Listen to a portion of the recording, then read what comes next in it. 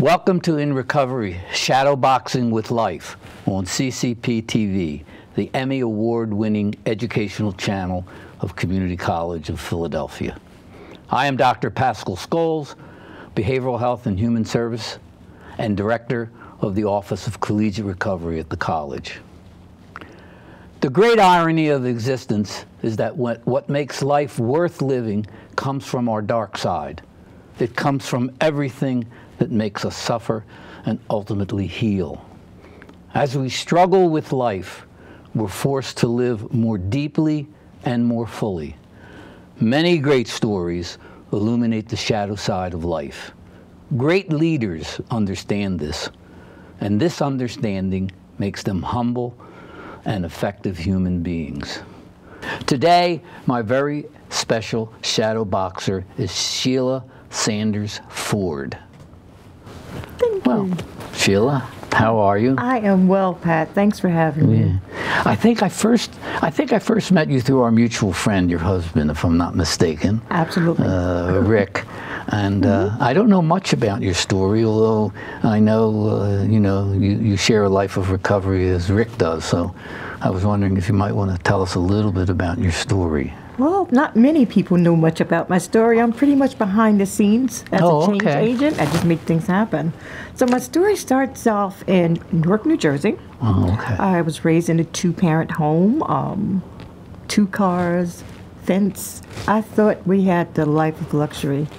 I was one of 5 children, the need child. I went to the School of Performing Arts. Oh, okay. I was one of the smartest kids in my family. So with that being said... When you said performing arts, what was the art? Drama. Oh, you were in drama. Yes, I went to school for acting at Arts High School in Newark, New Jersey. Oh. And it was at that time that, when you start to try to look for your identity and start to relate to who you are, I didn't see much of me in that. So I identified with my oldest brother, he had gone to Delaware State. My second brother was business-minded, and then I had a third brother that's a bounty hunter. So I started to take parts of each of their identity and incorporate it in my own. With that being said, I was the smartest child. However, I had the party side on me, and I had the intellectual side.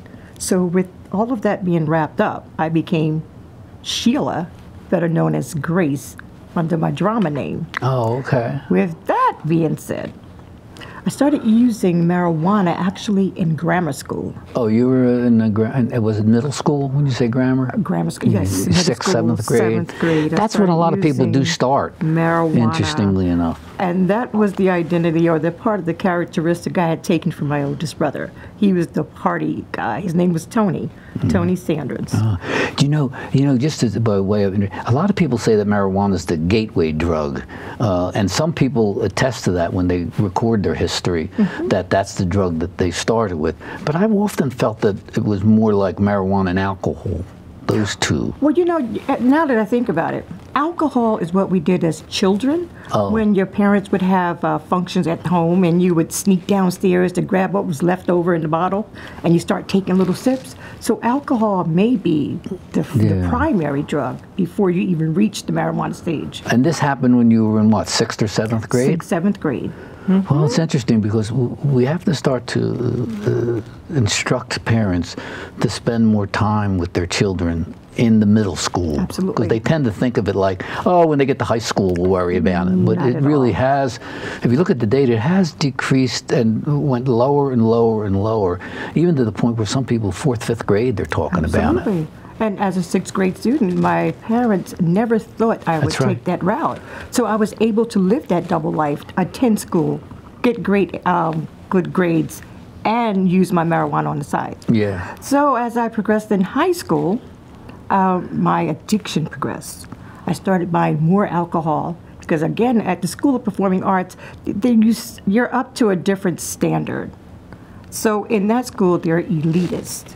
These are certain things that people of art side would never do. How did you get the alcohol? Who purchased the alcohol? I always looked mature. Oh, you looked older than, and you would be able to go and they didn't card you, as they say. I was able to purchase. Oh, okay. And I was one of the only students in Arts High that was able to do that, because not many did what I did at that time. Oh, okay. So that's really where my addiction started off. I attended college after that, went to school for 4 years, and then my last year is when the cocaine came into play. Oh.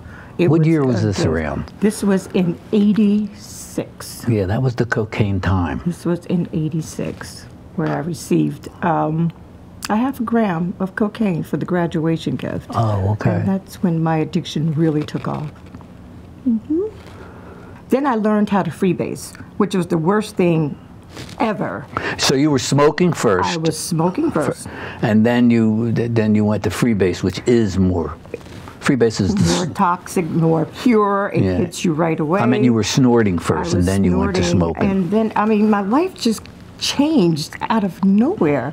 I was on the roll of being educated into my career, and heroin came into play. Oh, okay. So you progressed really from marijuana and then into coke and then freebasing the coke and then into heroin. Into losing jobs, into getting arrested. Everything just started to happen out of nowhere.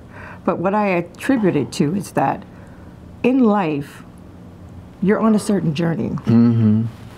And then there's a spiritual component that tells you that this is the route you're going to take. No one could understand how a person with my background would start to use cocaine, would start to walk the streets of Newark, New Jersey. And I mean walk the streets. It had gotten so bad, Pat, that when I would step out of my mother's home, a police officer would just stop me, knowing my past, and arrest me. I got involved with abusive men who were drug dealers. Yeah. I had to fight my way through not only the streets of Newark, but through the relationships. And it was just my oldest brother, once again, Tony, I started getting high with him. Oh. He was diagnosed with HIV. Okay. So we wanted to get clean, but I knew in my heart that I would never get clean until my brother passed away with this disease, because we were pretty much partners. He supported my addiction, I supported him. And as he got worse, had gotten worse and bedridden, my job was to go and get his heroin at that time. That was the only thing that made him feel better. We would sit around the kitchen table and I have dinner or breakfast with our bag of heroin and talk about how we were going to help other people. We was going to open this thing called recovery houses. We never knew that existed in Newark, New Jersey. But this is the plans we made while we were getting high. Yeah, and fentanyl wasn't around then. Oh, not at all. It was just pure, not at all. basically this is heroin. Back in the 90s. Yeah, that's right. Yeah, so it was just pure heroin. And again, we contemplated opening up recovery houses. Yeah. Again, we've never heard of these things in Newark, New Jersey. What people don't appreciate is that when you say pure heroin, it's really about 2.5%, I think, at the time, or something. Because if it goes to 3%, you're dead, basically. You know. But it seems like you say pure because it's not contaminated with all the cuts. Anything that made us not was pure. Yeah, that's right. Yeah. That's true. Yeah. Yeah. And that's what we talked about. But my brother ended up passing away August 13, 2004. Oh, really? Yes. Of the HIV? Of the HIV, which turned into AIDS. I remained in New Jersey 2 months after that. Running the streets. At that time, my family wanted nothing to do with me. Sure. My children didn't acknowledge me. How many children did you have? I have 4. You have 4. I have 4 Did you have these 4 children during your addiction? In between. In between. In between. And there was arrest and there was pregnancies, and during that time, I had my children. Okay. So yeah, at that time, no one claimed me. So I have a brother, the youngest one, which is the bounty hunter, who scooped me up, took me to a detox. Yeah. Handcuffed me to the rail. Oh, okay. He became a bounty hunter for you. Yes, he told the nurse, excuse my French, don't let this bee leave this place. And that was the start of my recovery process. Oh, really? So you were actually forced into your recovery. It didn't come naturally to you initially. I was really you were rescued. I was angry. I didn't want to be there. I'm beginning to get sick. And I was in the detox, figuring out how am I going to get out of this place. Well, needless to say, I got kicked out. Oh, you did? Yeah, but my thing is... Why? Because you were doing kooky things there? I was smoking in the room. Oh, okay. So they actually discharged me. And they said, we have a place for you in Philadelphia. Well, I don't have a home to go to. I don't have a family to go to at this time. Well, you know, it's kind of interesting, and it's very typical, I think, of people who have had a large drug history, is that their whole family, because they've been hurt so much by you promising to do things, that they don't want to be bothered with you. They don't want to be bothered. And it'll take years if it ever gets back together. And I've often said when I was counseling people, to say to them, you might never get your family together because you've done so much damage with them. They've been hurt so much by your truth, which were actually not truthful, but you thought yeah, I'm going to do it this time. I'm going to make it. We're going to be okay, and it doesn't happen. The drug just kept calling me back. That's right. So after really back and forth runs with detox and rehabs, of course my family wanted nothing to do with me. But this time was different. Oh, okay. What was different this time? Well, I was willing to go to a place that I've never gone to. I had absolutely nothing. And I was willing to take that journey to Philadelphia, PA.